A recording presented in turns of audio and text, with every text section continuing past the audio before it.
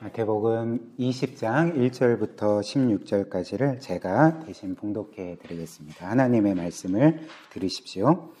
천국은 마치 품꾼을 얻어 포도원에 들여보내려고 이른 아침에 나간 집주인과 같으니 그가 하루 한 데나리온씩 품꾼들과 약속하여 포도원에 들여보내고 또 제3시에 나가보니 장터에 놀고 서 있는 사람들이 또 있는지라. 그들에게 이르되 너희도 포도원에 들어가라. 내가 너희에게 상당하게 주리라 하니 그들이 가고 제6시와 제9시에 또 나가 그와 같이 하고 제11시에도 나가보니 서 있는 사람들이 또 있는지라. 이르되 너희는 어찌하여 종일토록 놀고 여기 서 있느냐. 이르되 우리를 품꾼으로 쓰는 이가 없음이니이다. 이르되 너희도 포도원에 들어가라 하니라.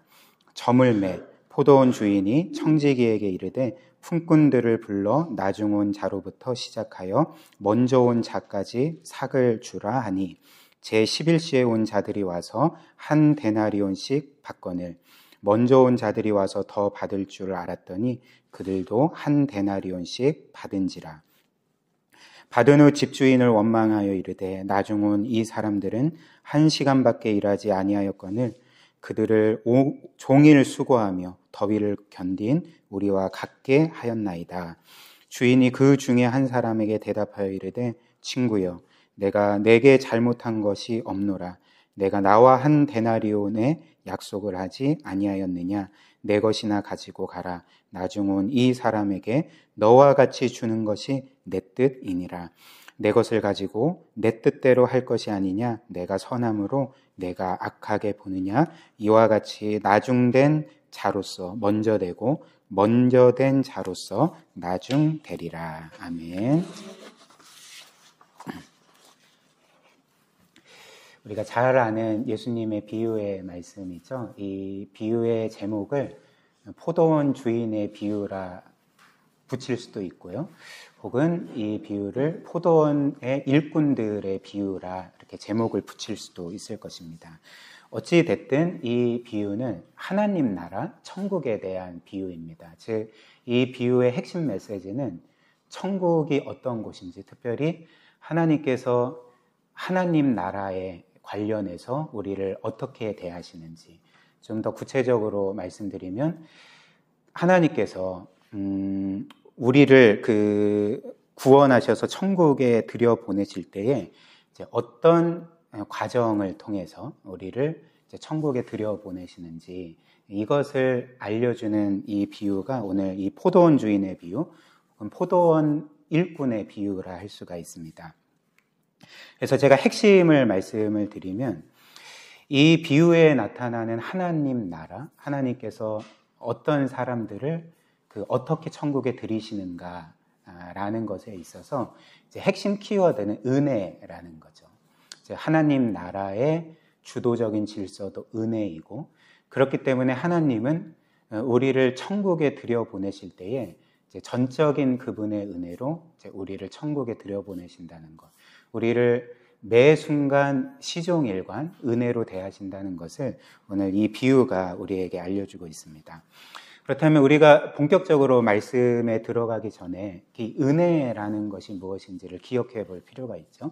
이 성경에 따르면 은혜라는 것은 정의하면 정말 그 어떤 것도 주실 의무가 없는 하나님께서 그분께 아무것도 받을 자격 없는 우리에게 모든 것을 값없이 베풀어 주시는 그분의 사랑과 또 호의와 또 그 구원의 모든 것이라 할 수가 있습니다. 이것이 은혜인데요. 그런데 오늘 비유가 우리에게 알려주는 바는 이 천국의 주도적인 질서가 바로 이 은혜라는 거죠. 그래서 하나님은 우리와 같은 죄인들을 우리의 행위로 대하시지 아니하시고 늘 은혜로 대하십니다. 그래서 우리가 만약에 하나님께서 우리를 우리의 행위대로 대하신다면 사실 우리가 하나님께 받을 수 있는 것은 그분의 진노와 심판밖에 없지 않겠습니까? 우리는 하나님께 영원토록 버림받아 마땅하고 지금이라도 하나님께서 우리를 지옥에 떨어뜨리신다 할지라도 우리는 그 어떤 대꾸도 할 수 없는 그런 사람들이 아닙니까? 그러나 하나님은 우리를 우리의 행위로 대하시는 것이 아니라 늘 은혜로 대하시죠. 그래서 우리가 받을 자격이 전혀 없음에도 불구하고, 그분께 사랑받을 그 어떤 것이 없음에도 불구하고 우리를 사랑해 주시고, 우리가 용서받을 자격이 없음에도 불구하고 우리를 용서해 주시고, 우리가 그분께 선대받을 자격이 없음에도 불구하고 우리를 끝없이 선대해 주시는 것, 그리고 구원받을 수 없는 자를 구원해 주시고 그분의 자녀가 될 수 없는 자들을 이제 영원토록 자녀로 받아주시는 것이 바로 은혜라 할 수가 있습니다. 그리고 말씀드렸듯이 이 예수님의 비유는 하나님이 우리를 은혜로 대하신다는 것을 이렇게 선명하게 보여주고 있습니다. 그래서 저는 오늘 이 비유를 통해 이 은혜라는 것을 세 가지로, 세 부분으로 살펴보려고 하는데요. 첫 번째는 우리의 하나님은 은혜로우신 하나님이라는 것을 살펴보겠습니다. 그리고 두 번째는 그러나 그 하나님의 은혜를 거부하는 사람들이 있는데, 그 은혜에 대해서 분노하는 사람들이 있는데요. 이제 그 사람들에 대해서 살펴볼 거고요. 그리고 마지막 세 번째로는 이렇게 은혜를 거부하고 은혜에 대해서 분노하는 사람들을 어떻게 하나님의 은혜를 기뻐하는 사람들로 만들 수가 있는가? 무엇이 우리를 하나님의 은혜를 기뻐하는 사람들로 만드는가? 이것에 대해서 살펴보겠습니다. 첫 번째는 하나님은 은혜로운 하나님이시라는 거죠. 이 비유는 그 주인으로 상징되는 그 하나님께서 은혜로운 분이심을 우리에게 알려주고 있습니다. 일단 이 비유의 내용을 살펴보면 다음과 같습니다. 여러분들이 아시는 것처럼 이 비유에는 포도원의 주인이 나오고요. 그리고 그 주인은 자신의 포도원에서 일할 일꾼들을 고용하기 위해서 아침 일찍 시장에 나아갔습니다. 아마 당시 지금으로 치면 인력사무소 같은 곳에 갔겠죠. 그래서 오전 6시에 그 시장에 나아가 봤더니 이제 일꾼들이 대기하고 있었던 거죠. 그래서 그들에게 1데나리온을 주는 조건으로, 당시 1데나리온은 그 한 일꾼이 하루 종일 열심으로 일해서 받는 품삯이었습니다. 지금으로 치면 한 10만 원 정도 되겠죠. 그래서 1데나리온을 주는 조건으로 일꾼들을 고용해서 자신의 포도원에 일하게 했던 거죠. 그런데 주인은 거기에서 그치지 않고 3시간 후인 그 9시에 다시금 시장으로 가게 됩니다. 오늘 본문 말씀에 그 9시에 그 일자리를 구하지 못해서 놀고 있는 사람들이 있었던 거죠. 그래서 이 주인이 그 사람들에게도 너희가 내가 1데나리온을 줄 테니까 내 포도원에 와서 일하라 해서 그들도 고용하여 자신의 포도원에서 일하게 했습니다. 근데 주인은 또 거기에서 멈추지 않고 이제 12시와 또 오후 3시에 각각 시장에 나갔던 거죠. 근데 그때에도 여전히 일을 구하지 못해서 놀고 있는 사람들이 있었습니다. 그래서 그 사람들에게도 1데나리온을 주는 조건으로 자신의 포도원에 가서 일을 하게 했던 것입니다. 그런데 주인은 이제 제가 말씀드린 것처럼 그 하루 일과가 6시에 끝나지 않습니까? 그 오후 6시에 끝나잖아요. 그런데 이 주인은 마지막으로 오후 5시에 시장에 나가 봅니다. 근데 여전히 그때까지도 일을 구하지 못하고 놀고 있는 사람들을 발견하게 되었던 거죠. 그래서 6절 말씀 한번 보십시오. 이렇게 말하죠. 제11시에도, 즉 오후 5시에도 나가보니 서 있는 사람들이 또 있는지라. 이르되 너희는 어찌하여 종일토록 놀고 여기 서 있느냐, 이렇게 말합니다. 그래서 그때 이들이 이렇게 답을 했습니다. 7절 상반절 보십시오. 이르되 우리를 품꾼으로 쓰는 이가 없음이니이다 라고 말했습니다. 그렇다면 이렇게 오후 5시까지 일자리를 구하지 못한 채 놀고 있는 이 사람들은 왜 누구도 그들을 고용해 주지 않았겠습니까? 그러니까 우리는 그 답을 쉽게 찾을 수가 있는 거죠. 이 사람들이 그만큼 사람들에게 주목받지 못한 사람들이었기 때문에 그렇습니다. 그리고 아마도 하루 종일 인력 사무실에서 대기하며 놀고 있었는데 그 누구도 그들을 고용해 주지 않았다는 것은 무엇을 의미하냐면 이들이 이미 고용받아 일자리로 나간 사람들보다 무능한 사람들이었다는 것. 뭔가 그 육체적으로 결함이 있고 혹은 다른 이들보다 뭔가 약하고, 혹은 어떤 면에서 확신할 수는 없지만 몸에 장애가 있거나 어떤 불편함을 가진 그 신체였기 때문에 그 누구도 이 사람들을 고용해 주지 않았던 것입니다. 그렇기 때문에 이들은 일자리를 구하고 싶어도 구하지 못했고 오후 5시가 되도록 그렇게 놀고 있었던 거죠. 그래서 주인은 이들을 어떻게 대했을까요? 그러니까 놀랍게도 이들을 고용해 줍니다. 그래서 7절 하반절 보십시오. 이르되 너희도 포도원에 들어가라 하니라, 이렇게 말을 했습니다. 즉 주인은 오후 5시까지 그 누구도 자신들을 고용해 주지 못해서 그 하루 일당을 벌어야지 그날 먹고 살아가는데 정말 그 누구도 관심 가져주지 않고 고용해 주지 않던 그들에게 그 은혜를 베풀어 주었던 것입니다. 그리고 이제 1시간 후인 오후 6시가 되었고 하루 일과가 끝나게 되었죠. 그래서 이제 주인은 자기의 그 집사격인 그 종을 시켜서 그 자신의 포도원에서 일한 모든 일꾼들을 불러 모으게 했습니다. 그리고 그 일꾼들에게 이제 품삯을 주도록 명했던 거죠. 그래서 가장 먼저는 오후 5시부터 일한 일꾼들에게 품삯을 주었는데 그 얼마를 주었냐면 1데나리온을 주었던 것입니다. 이는 사실 굉장히 놀라운 것이었습니다. 왜냐하면 제가 말씀드린 것처럼 1데나리온은 하루 품삯이거든요. 그러니까 어떤 면에서는 오전 6시부터 오후 6시까지 일한 대가가 1데나리온이었는데 이들은 지금 1시간밖에 일하지 않았음에도 불구하고 하루 일당을 1데나리온을 주었으니까 이들의 반응이 어떠했을까요? 그러니까 1데나리온을 받은 그 순간에 이들은 놀라워했던 거죠. 그리고 너무나도 기뻐하고 감격하며 그 주인의 은혜에 감사했을 것입니다.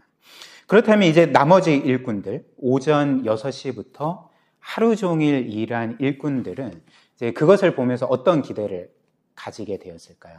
1시간밖에 일하지 않은 저 사람들이 1데나리온을 받았으니까 우리는 최소 10데나리온 정도는 받겠지라는 이제 기대를 품고 이제 기다리는 중에 이제 어떤 일이 일어났을까요? 이들의 부푼 기대와는 달리 이 주인은 하루 종일 일한 그 일꾼들에게도 똑같이 1데나리온을 주었던 것입니다. 그래서 이때 하루 종일 일한 일꾼들은 어떤 반응을 보였습니까? 오늘 본문 말씀이 우리에게 알려주는 것처럼 이들은 마음이 상했던 거죠. 그리고 분노합니다. 그리고 이 주인에게 항의하게 되는데 10절부터 12절 한번 보십시오. 먼저 온 자들이 와서 더 받을 줄 알았더니 그들도 1데나리온씩 받은지라. 받은 후 집주인을 원망하여 이르되 나중 온 이 사람들은 1시간밖에 일하지 아니하였거늘 그들을 종일 수고하며 더위를 견딘 우리와 같게 하였나이다라고 항의를 했던 것입니다. 그래서 개역개정 성경은 좀 어렵게 되었지만 핵심은 이런 거죠. 어떻게 우리를 이런 식으로 대우할 수 있습니까?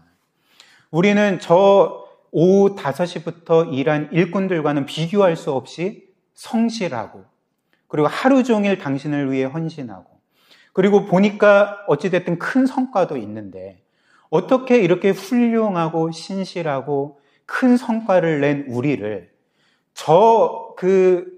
어떤 면에서는 그 육신의 연약함 때문에 몸의 장애 때문에 그 누구도 들여다보지 않던 고용해 주지 않던 저 어떤 면에서는 하찮은 사람들과 똑같이 대우를 합니까? 라고 이제 항의를 했던 것입니다. 그렇다면 한번 생각을 해보십시오. 주인이 이렇게 하루 종일 일한 일꾼들에게 똑같이 1데나리온을 준 것은 부당한 일이었습니까? 이것으로 인해서 주인은 불의한 사람이 되었습니까? 한번 생각을 해보십시오. 그렇지 않습니다. 왜냐하면 오늘 본문이 우리에게 알려주는 것처럼 원래부터 이들은 주인과 1데나리온을 받는 조건으로 일꾼으로 고용돼서 일했기 때문에 그렇습니다. 그래서 주인 입장에서는 그들과 계약한 대로 1데나리온을 주었기 때문에 이 일은 부당한 일이 아니었던 거죠. 불공정한 일이 아니었다는 것입니다. 그래서 13절 보십시오. 주인이 그 중에 한 사람에게 대답하여 이르되 친구여 내가 너에게 잘못한 것이 없노라. 너가 나와 한 데나리온의 약속을 하지 아니하였느냐. 이렇게 말했던 거죠. 그리고 그들에게 1데나리온을 준 것 자체도 사실 부당한 품삯이 아니었습니다. 왜냐하면 말씀드린 것처럼 1데나리온은 그 당시 하루 종일 일해서 벌 수 있는 하루 품삯이었기 때문에 주인은 사실 이들에게 품삯을 적게 준 것도 아니었죠. 물론 많이 준 것도 아니었지만 적게 준 것도 아니었기 때문에 이것 자체가 부당한 일이거나 불의한 일이 아니었다는 거죠. 그러면서 주인은 이제 이렇게 말합니다. 14절, 15절 보십시오. 내 것이나 가지고 가라. 나중 온 이 사람에게 너와 같이 주는 것이 내 뜻이니라. 내 것을 가지고 내 뜻대로 할 것이 아니냐. 내가 선함으로 너가 나를 악하게 보느냐. 이렇게 말합니다. 지금 주인은 이들에게 뭘 말하고 있는 것일까요? 그러니까 지금 5시부터 일한 일꾼들에게 1데나리온을 준 이유를 밝히고 있는데 그 이유가 무엇이냐면 내가 선한 사람이기 때문이다라고 밝히는 거죠. 바꿔 말하면 나는 은혜롭기 때문에 이렇게 오후 5시부터 일한 사람에게도 하루 종일 일한 것 같이 품삯을 준 것이다 라고 말했던 거죠. 그래서 지금 주인은 그렇게 직접적으로 말하진 않았지만 지금 자신을 이들에게 은혜로운 사람으로, 그래서 오늘 이들이 오후 5시부터 일한 사람들에 대해서 불평하고 항의하고 분노했지만 나는 이 오후 5시부터 일한 사람에게도 마치 그들이 하루 종일 일한 것처럼, 마치 그들이 하루 종일 일해서 그것도 훌륭하게 일한 것처럼 그들을 여겨줘서 그에 따르는 품삯을 은혜로 값없이 주는 사람이기 때문에 너희는 나에 대해서 항의할 수 없다라고 지금 그들에게 그 이유를 밝히고 있는 거죠. 그렇다면 이 비유에서 예수님께서 지금 말씀하신 이 주인은 궁극적으로 누구를 가리키겠습니까? 바로 하나님을 가리키는 거죠. 하나님이 어떤 분이신지를 이 비유를 통해 예수님은 지금 당시 사람들과 우리 모두에게 알려주고 계시는 것입니다. 즉 하나님은 자격 없는 자들에게 넘치도록 은혜를 베풀어 주시는 하나님이신 거죠.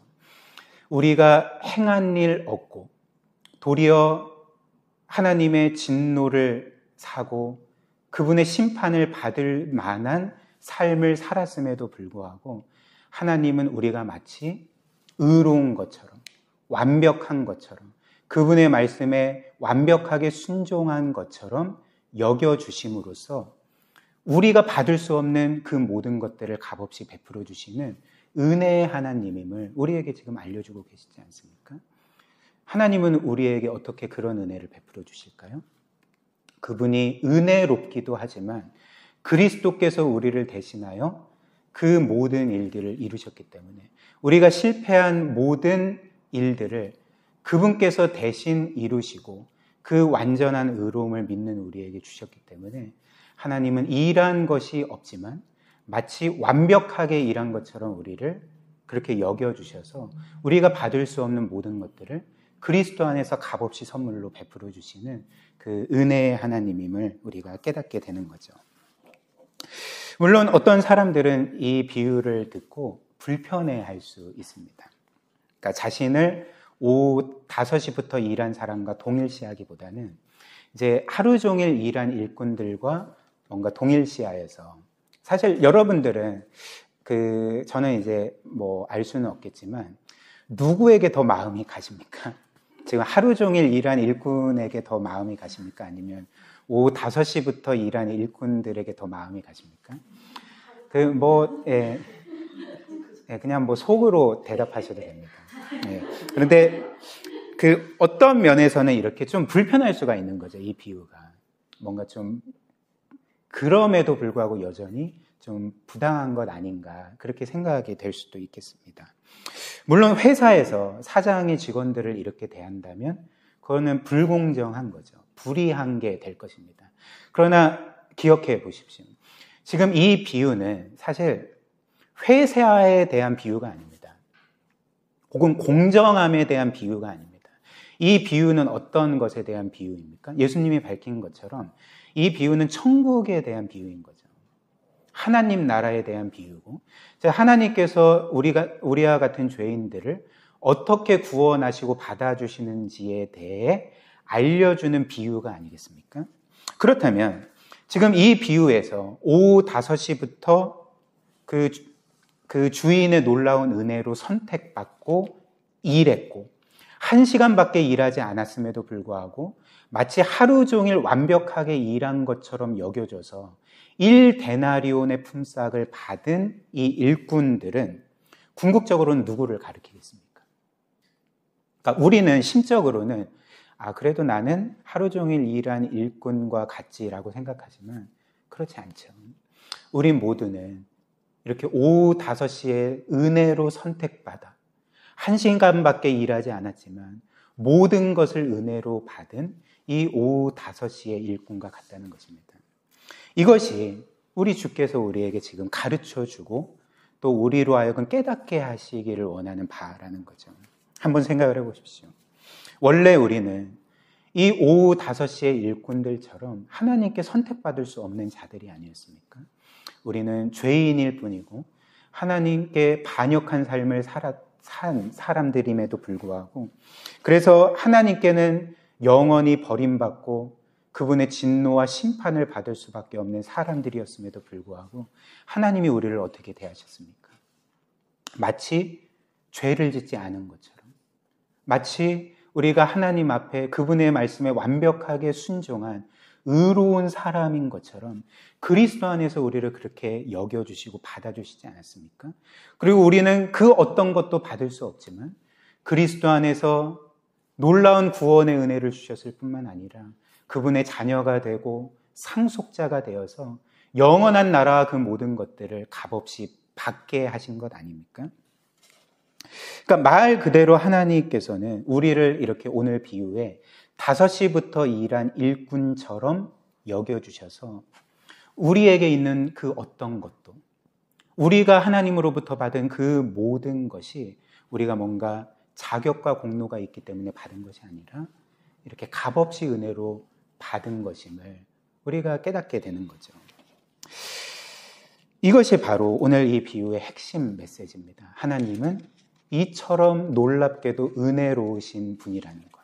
그래서 하나님께서 우리를 대하실 때는 늘 은혜로 대하셔서 우리가 행하지 않았지만 행한 것처럼 대해주시고 우리가 뭔가를 행했을지라도 그 행한 것과는 비교할 수 없는 넘치는 복으로 우리의 삶을 그렇게 풍성하게 채워주신다는 것을 오늘 이 비유가 우리에게 알려주고 있는 거죠. 그리고 천국은 이렇게 은혜로 들어간 사람들의 나라라는 것을 이 비유를 통해 우리에게 알려주고 계십니다. 그렇다면 이제 두 번째로 오늘 이 비유에서는 이렇게 하나님이 은혜로우신 분이고 우리를 은혜로 대하신다는 것만을 알려주지 않고 은혜를 거부한 자들이 있음을 알려주는 거죠. 그리고 은혜에 대해서 분노하는 사람들이 있음을 우리에게 알려주고 있습니다. 그렇다면 이 비유에서 하나님의 은혜를 거부하고 하나님의 은혜에 분노하고 있는 사람들이 누구입니까? 그러니까 이 비유에 등장하는 그 오전 6시부터 하루 종일 일한 그 일꾼들이었다는 거죠. 그리고 그 처음부터 일한 일꾼들 뿐만 아니라 사실 오늘 이 본문 말씀을 보면 9시부터 일한 일꾼들, 12시부터 일한 일꾼들, 심지어 3시부터 일한 일꾼들도 지금 하나님을 원망하고 있고 하나님께 분노하고 있거든요. 그렇다면 이들은 지금 주인의 어떤 모습에 분노하고 있습니까? 제가 말씀드린 것처럼 지금 이들이 분노하고 있는 것은 엄밀히 말하면 주인의 어떤 불의함과 불공정함에 의해서 분노하고 있는 게 아닙니다. 그러니까 말씀드린 것처럼 주인은 지금 그 불의한 게 전혀 없거든요. 지금 주인은 이들을 뭔가 부당하게 대하거나 불공정하게 대한 것이 하나도 없거든요. 그러니까 원래 계약 조건대로 1데나리온을 주었고, 그리고 1데나리온 자체도 하루 일당이기 때문에 뭐 많게 준 것은 아니지만 적게 준 것도 아니기 때문에 이들이 지금 주인에게 분노하고 있는 것은 주인의 어떤 불의함이나 부당함이나 불공정함 때문에 분노하고 있는 것이 아니라 지금 뭐에 대해서 분노하고 있겠습니까? 주인의 은혜로움에 대해서 분노하고 있는 거죠. 지금 주인의 은혜로움이 뭔가 마음에 들지 않고 뭔가 부당해 보이고 우리 자신들을 뭔가 불의하게 대하는 것처럼 여기고 지금 분노하고 있다는 것입니다. 우리는 여기에서 이 성경의 메시지를 통해 한 가지 사실을 깨닫게 됩니다. 그러니까 이렇게 하나님의 은혜는 사람들을 감격하게 만들 수 있고 감사하게 만들 수도 있지만 이 하나님의 은혜는 동시에 어떤 사람들을 분노하게 만들 수 있다는 것을 우리가 보게 되는 거죠. 그리고 그 하나님의 은혜를 거부하게 만들 수 있음을 우리가 보게 되지 않습니까? 그렇다면 어떤 것이 사람들로 하여금 하나님의 은혜에 대해서 분노하게 만들까요? 그리고 그 은혜를 거부하게 만들겠습니까? 그러니까 답을 말씀드리면 어떤 사람들로 하여금 하나님의 은혜에 분노하게 만드는 것은 그들 안에 있는 자기 의로움이라는 것입니다. 즉 그들은 이렇게 말하는 거죠. 내가 저들보다 더 훌륭하고 내가 저들보다 더 의롭고 경건하고 나는 저들과 비교할 수 없이 하나님께 헌신적으로 살고 하나님을 위해 많은 일들을 했는데 그렇기 때문에 하나님은 나에게 빚져 있고 나를 특별 대우해 주셔야 되는데 나를 저 죄인들과 똑같이 대하셔.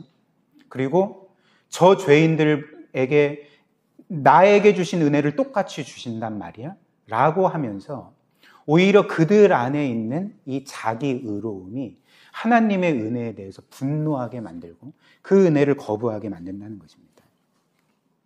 그래서 예수님은 이들에 대해서 어떻게 말씀하실까요? 16절 말씀 한번 보십시오. 우리 이것 한번 같이 읽어볼까요? 16절입니다. 시작. 이와 같이 나중된 자로서 먼저 되고 먼저 된 자로서 나중되리라. 일단 여기에서 먼저 된 자는 비유에서 아침부터 하루 종일 일한 일꾼들을 가리킵니다.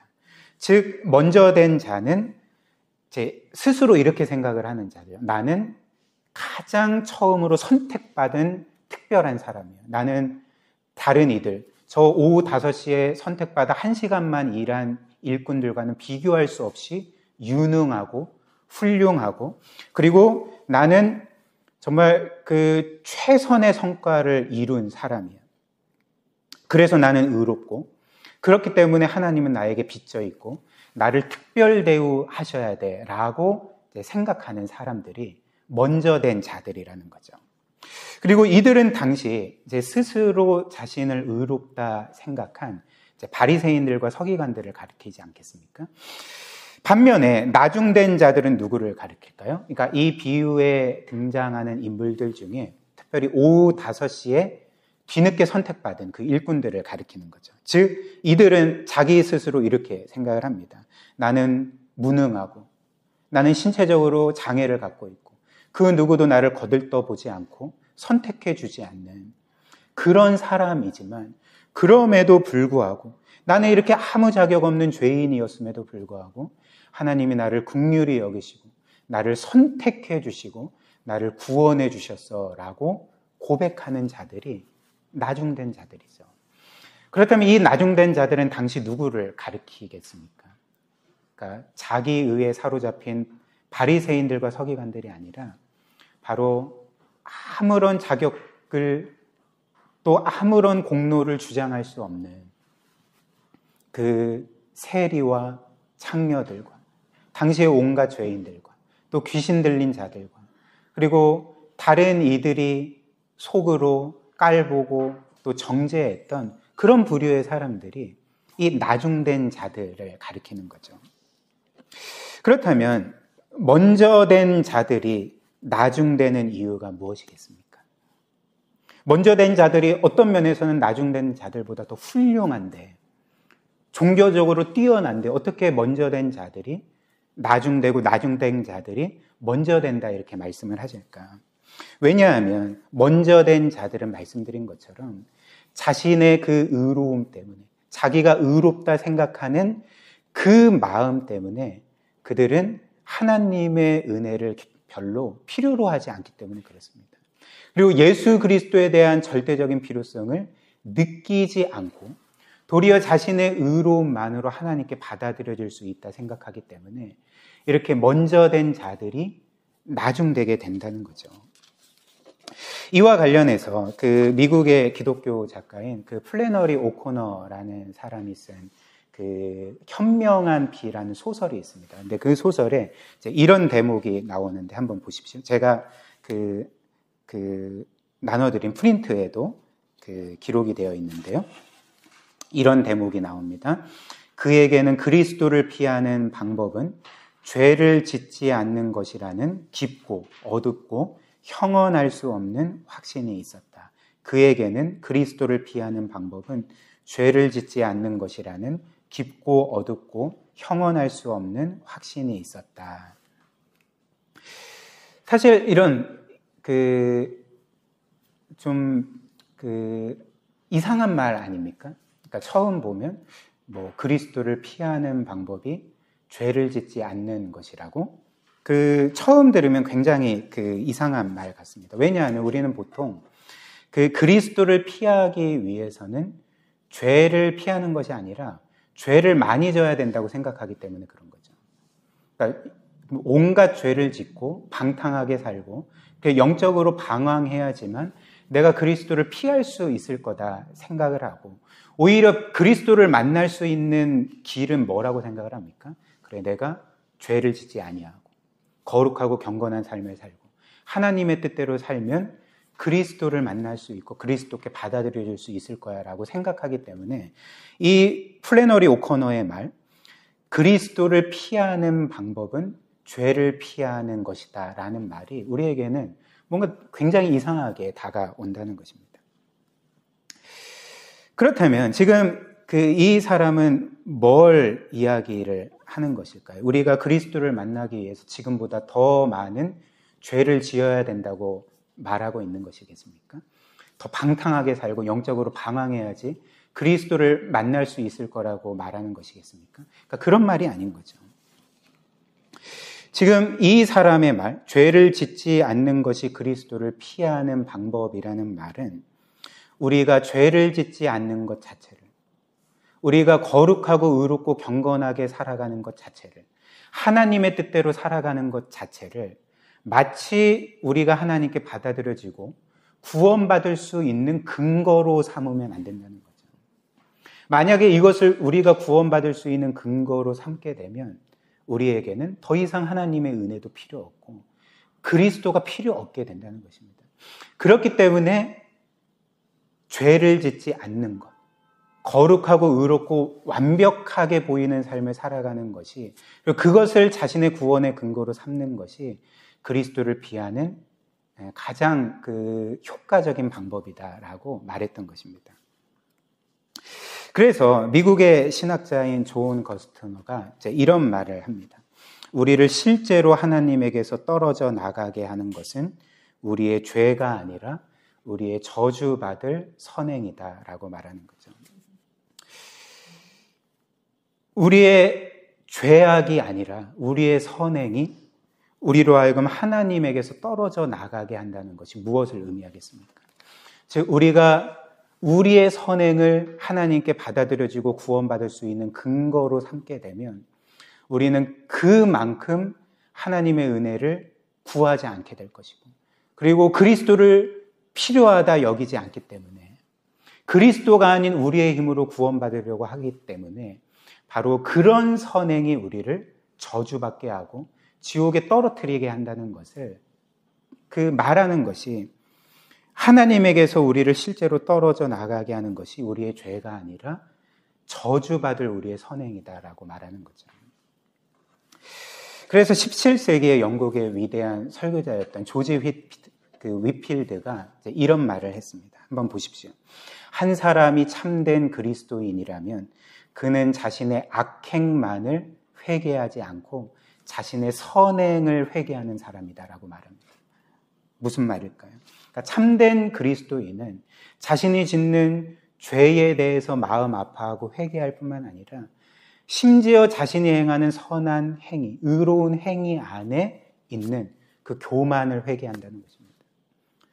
자신이 선하고 의롭다 여기고 그렇기 때문에 자신의 힘으로 하나님께 받아들여질 수 있을 거라 생각을 하고 그 의로움 때문에 나보다 못하다고 생각하는 사람들을 영적으로 깔보고 정죄하는 그 죄 자체를 회개하게 된다. 또 회개해야 된다라고 말하고 있는 거죠. 그렇다면 그 나중된 자가 먼저 되는 이유는 무엇이겠습니까? 그러니까 나중된 자들은 이 먼저 된 자들과는 달리 자신에게는 하나님께 받아들여질 수 있는 것이 아무것도 없다고 고백하기 때문에 그리고 하나님께 받아들여질 수 있는 것이 전혀 없을 뿐만 아니라 도리어 하나님의 진노와 심판을 살 것이 자신에게는 가득하다고 고백하면서 도리어 하나님의 은혜를 구하기 때문에 이렇게 먼저 된 자들이 나중되고 나중된 자들이 먼저 되게 된다는 것입니다. 특별히 이렇게 나중된 자들은 그리스도께서 자신들을 위해 십자가에 못 박혀 죽임당하시고 그리고 자신들이 실패한 하나님의 모든 말씀을 완벽하게 순종하셨다는 그래서 그 안에서 자신들을 영원토록 받아주신다는 그 복음을 듣고 오히려 그리스도만 바라보고 그리스도만 의지하고 그리스도만 붙들기 때문에 이렇게 처음에는 가장 나중되었지만 처음에는 하나님에게서 가장 멀어 보이고 그리고 이 세상의 그 누구보다도 하나님의 진노와 심판을 먼저 받을 것처럼 보였던 사람들이었음에도 불구하고 이런 이들이 가장 먼저 되고 도리어 자신의 의로 그리스도의 필요성을 거부하는 사람들이 나중된다는 것을 오늘 이 말씀이 우리에게 알려주고 있는 것입니다. 사랑하는 우리 귀한 여러분, 그렇다면 이 말씀을 잠깐 우리의 삶에 적용해 보면 좋겠습니다. 우리는 이 비유의 등장인물들 중에 누구에 해당되는 사람들 같습니까?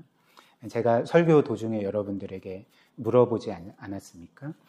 우리는 과연 하루 종일 일한 일꾼들과 뭔가 이제 그들과 뭔가 좀 뭐라고 하나요? 정서적인 공감대를 갖는가? 아니면 오후 5시에 일한 일꾼들에게 더 정서적으로 공감이 되는가? 이렇게 여쭤보았는데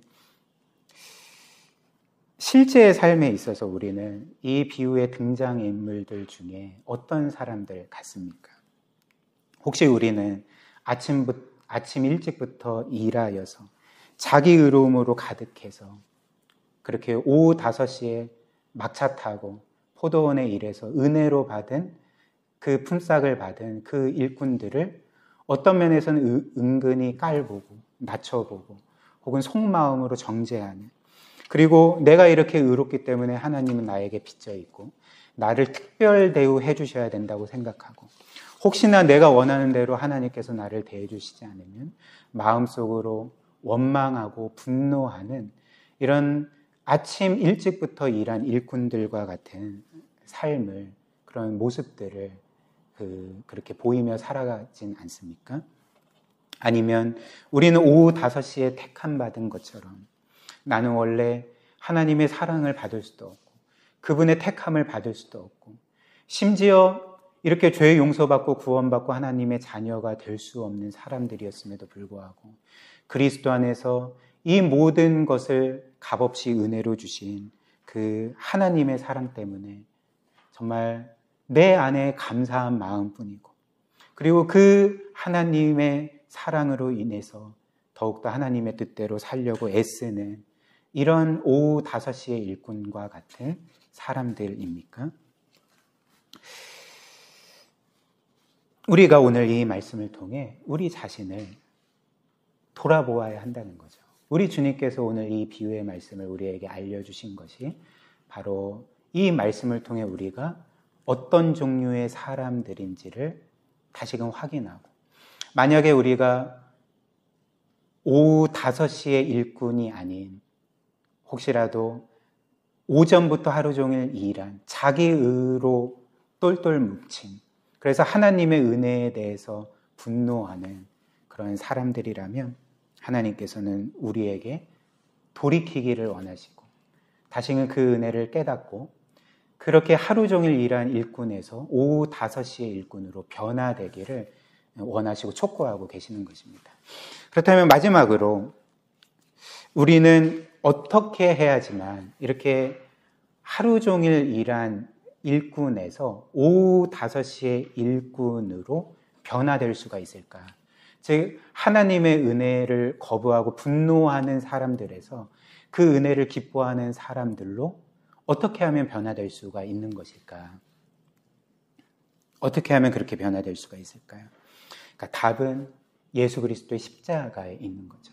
우리가 그리스도의 십자가를 바라볼 때 우리는 하나님의 은혜를 거부하는 사람에서 그 은혜를 기뻐하고 감사할 수 있는 사람들로 변화되게 되는 것입니다. 왜 그럴까요? 예수 그리스도의 십자가는 우리의 인생에서 가장 중요한 두 가지 사실을 알려주기 때문에 그렇습니다. 그리스도의 십자가가 우리에게 알려주는 첫 번째 사실은 무엇일까요? 우리는 우리가 생각하고 상상하는 것보다 훨씬 더 크고 심각한 죄인이라는 것을 우리에게 알려주는 거죠. 왜 그럴까요? 그리스도께서 십자가에 못 박힌 것이 단지 이 세상의 가장 악랄한 죄인의 죄 때문이 아니라 바로 우리 모두의 죄 때문이기 때문에 우리가 그리스도의 십자가와 그분의 죽음을 볼 때에 바로 나의 죄 때문에 그분이 이렇게 십자가에 못 박혀 죽었다는 사실을 깨닫고 확인하기 때문에 우리는 그리스도의 십자가를 보면서 내가 나 자신을 생각하고 상상한 것보다 훨씬 더 크고 심각한 죄인이라는 것을 깨닫게 된다는 거죠. 그렇기 때문에 나는 하나님께 그 어떤 것도 내세울 수 없고 어떤 것도 자랑할 수 없고 그리고 나의 어떤 자기 의로움이라는 것은 원래부터 없는, 오히려 나는 불의할 뿐이고 죄악된 뿐이고 정말 이 세상에서 가장 큰 죄인일 뿐이라는 것을 이 십자가가 우리로 하여금 보여주고 깨닫게 하지 않습니까? 그러나 동시에 예수 그리스도의 십자가는 우리에게 어떤 사실을 상기시켜 줄까요? 우리가 이렇게 정말 우리가 생각하고 상상한 것보다 훨씬 더 심각하고 끔찍한 죄인이지만 그럼에도 불구하고 이런 우리를 하나님이 지극히 사랑하셨다는 것. 정말 귀한 것 하나 없는 우리를 이 우주 만물 가운데 가장 귀하게 여겨주셨다는 것. 그래서 어느 정도까지 우리를 사랑하시고 귀하게 여기셨냐면 그 영원하신 외아들 예수 그리스도를 우리를 위해 아낌없이 내어주시고 십자가에 못 박아 죽이실 정도로 우리는 그분께 사랑받는 존재고 귀하게 여김받는 존재고 하나님께 이 세상에서 가장 존귀한 보배로운 보물이고 그분의 영광임을 이 십자가가 우리에게 알려주지 않습니까? 그렇기 때문에 우리가 이 십자가 안에서 이런 우리의 정체성을 확인하고 깨닫게 될 때에 우리는 실제로 우리의 삶에 있어서 우리가 어릴 때부터 믿고 그리고 뭔가 크고 심각한 죄를 진 적이 없고 그리고 오랫동안 신실하게 신앙생활해 오고 또 교회와 지체들을 신실하게 섬기고 영혼 구원에 힘썼다 할지라도 그 가운데 우리가 고백할 수 있는 바는 나는 그럼에도 불구하고 여전히 아무 자격이 없습니다. 하나님께 내세울 것 없고 자랑할 것 없고 그리고 하나님께 받아들여 줄 수 있는 의로움이 저에게는 없습니다. 이 모든 것을 하나님이 저에게 값없는 선물로 주셨고 저는 하나님의 은혜를 찬양할 수밖에 없는 사람입니다. 라는 고백을 하는 사람들로 우리가 변화되게 되는 거죠. 그리고 이런 새로운 은혜가, 이런 변화되는 은혜가 우리에게 임할 때 우리는 어떻게 되겠습니까? 우리가 실제로는 아침 일찍부터 일한 일꾼들이라 할지라도 우리는 오후 5시에 늦게 선택받아 구원받은 그 일꾼들에 대해서 결코 영적인 우월감을 가질 수가 없고 그들을 낮춰볼 수 없고 그리고 그들이 뭔가 어떤 죄와 실패를 겪는다 할지라도 그리고 나는 여전히 의로운 삶을 살았다 할지라도 그들을 속으로 정죄할 수 없는, 도리어 그들을 끝없이 하나님의 사랑과 은혜로 대하고 그들을 품어주고 그들을 섬겨주는 그런 하나님의 은혜의 사람으로 우리가 이렇게 살아가게 되지 않겠습니까? 오늘 이 비유가, 그리고 이 비유를 들려주신 예수 그리스도가 우리에게 바라는 가장 큰 소원이 바로 이것이라는 것입니다. 오늘 이 비유의 말씀을 통해 또 복음이 우리에게 알려주는 그리스도께서 우리에게 어떤 일을 행하셨고 그 그리스도 안에서 하나님이 우리를 어떻게 받아주시고 어떤 은혜를 베푸셨는지를 늘 기억하며 이렇게 오전 일찍부터 일한 일꾼의 삶이 아니라 오후 5시부터 일한 일꾼으로서 은혜의 감격을 갖고 모든 이들을 은혜로 대하는 복된 삶 살아가시기를 주님의 이름으로 축복합니다.